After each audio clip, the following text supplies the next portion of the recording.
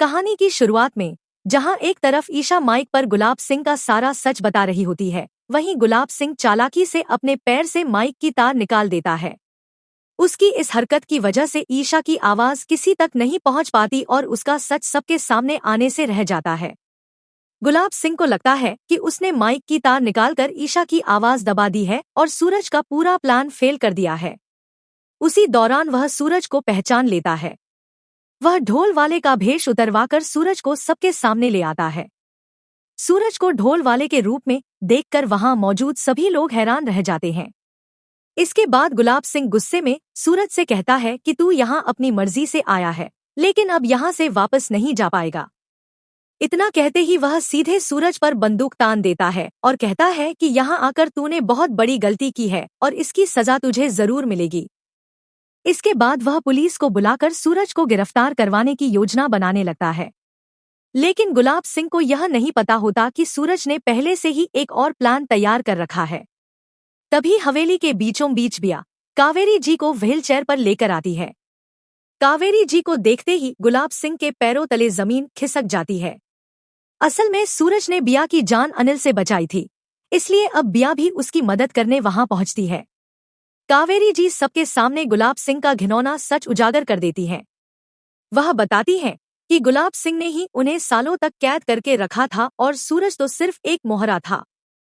यह सच्चाई सुनकर खुद गुलाब सिंह के बेटे आरव और अनुराग भी अपने पिता के खिलाफ हो जाते हैं और पुलिस को बुला लेते हैं। लेकिन असली धमाका तो अभी बाकी होता है। पुलिस सायरन बजाते हुए हवेली में एंट्री करती है। इंस्पेक्टर को देखकर गुलाब सिंह घबरा जाता है और तुरंत अपना झूठा नाटक शुरू कर देता है। वह कहता है, इंस्पेक्टर साहब, ये सब लोग मेरे खिलाफ साजिश रच रहे हैं। मैं बेगुनाह हूँ, मेरे खिलाफ कोई सबूत नहीं है। तभी भीड़ को चीरते हुए बिया आगे आती है। उसके हाथ में उसका मोबाइल फोन होता है। बिया मुस्कुराते हुए कहती है, सबूत यहाँ है इंस्पेक्टर साहब। वह अपना फोन स्पीकर पर लगाती है और एक सीक्रेट कॉल रिकॉर्डिंग चला देती है। पूरी हवेली में गुलाब सिंह की आवाज गूंज उठती है, जिसमें वह साफ साफ अपने गुंडों को कावेरी को जान से मारने का आदेश दे रहा होता है।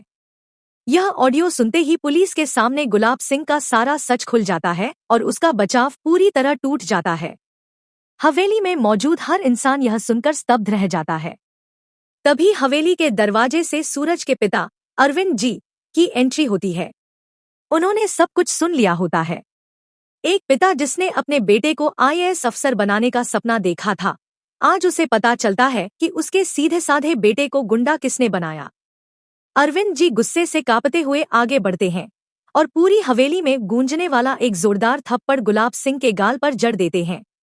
वह गुस्से में कहते हैं, यह थप्पड़ उस बाप की तरफ से है जिसके सीधे साधे बेटे को तुमने अपने लालच के लिए गुंडा बना दिया।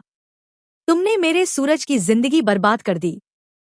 चारों तरफ से घिरता हुआ देखकर और पुलिस को हथकड़ी लेकर अपनी तरफ बढ़ते हुए देखकर गुलाब सिंह अपना आपा खो बैठता है। उसे समझ आ जाता है कि अब उसके पास बचने का कोई रास्ता नहीं बचा है। मौत को सामने देखकर वह अचानक अपनी बेल्ट से एक लोडेड रिवॉल्वर निकालता है और फुर्ती से ईशा को अपनी तरफ खींच लेता है। गुलाब सिंह अपनी ही बेटी ईशा के सिर पर बंदूक तान देता है और उसे ढाल बना लेता है। वह पागलों की तरह चिल्लाता है, खबरदार, अगर पुलिस का एक भी सिपाही आगे बढ़ा तो मैं इसके सिर में गोली मार दूंगा। सब पीछे हट जाओ। अपनी ही बेटी को मारने की धमकी सुनकर कावेरी, आरव, अनुराग और सूरज की सांसें थम जाती हैं। पूरा माहौल खौफ से भर जाता है।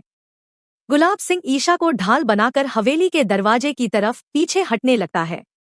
ईशा डर के मारे रो रही होती है। तभी अचानक पुलिस का एक सिपाही गुलाब सिंह को पकड़ने के लिए झपटता है। हाथापाई शुरू हो जाती है और इसी अफरा तफरी में गुलाब सिंह की उंगली ट्रिगर पर दब जाती है। गोली सीधी ईशा की तरफ बढ़ती है, लेकिन प्यार मौत से भी बड़ा होता है। गोली ईशा को लगती उससे पहले ही सूरज हवा में छलांग लगाकर ईशा के सामने आ जाता है और ढाल बन जाता है। गोली सूरज के कंधे को चीरते हुए निकल जाती है। सूरज वहीं खून से लथपथ होकर ईशा की बाहों में गिर पड़ता है। यह दृश्य देखकर हवेली में चीख पुकार मच जाती है। पुलिस तुरंत गुलाब सिंह पर टूट पड़ती है और उसे पकड़ लेती है। लेकिन जमीन पर बैठी ईशा अपने सूरज को खून में सना देखकर फूट फूट कर रो रही होती है। आज ईशा को अपनी सबसे बड़ी गलती का एहसास होता है। जिस सूरज को वह कातिल समझ रही थी, उसी ने अपनी जान जोखिम में डालकर उसकी जान बचाई है। ईशा रोते हुए कहती है, मुझे माफ कर दो सूरज। अपनी आंखें खोलो, मुझे छोड़कर मत जाओ। सूरज ने अपने प्यार को साबित करने के लिए अपनी जान दांव पर लगा दी है। गुलाब सिंह का खौफनाक अंत हो चुका है और उसे पुलिस गिरफ्तार कर चुकी है। लेकिन अब सबसे बड़ा सवाल यह है कि क्या अस्पताल पहुंचने से पहले सूरज की जान बच पाएगी या नहीं। अब आप बताइए, क्या सूरज इस मौत से भरी लड़ाई से वापस आ पाएगा या यह उसकी जिंदगी का आखिरी पल था?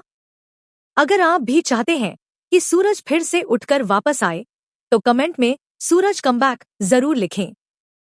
और ऐसे ही शॉकिंग ट्विस्ट, इमोशनल अपडेट और आने वाले एपिसोड के सीक्रेट्स सबसे पहले जानने के लिए हमारे चैनल सब्सक्राइब करना बिल्कुल न भूलें।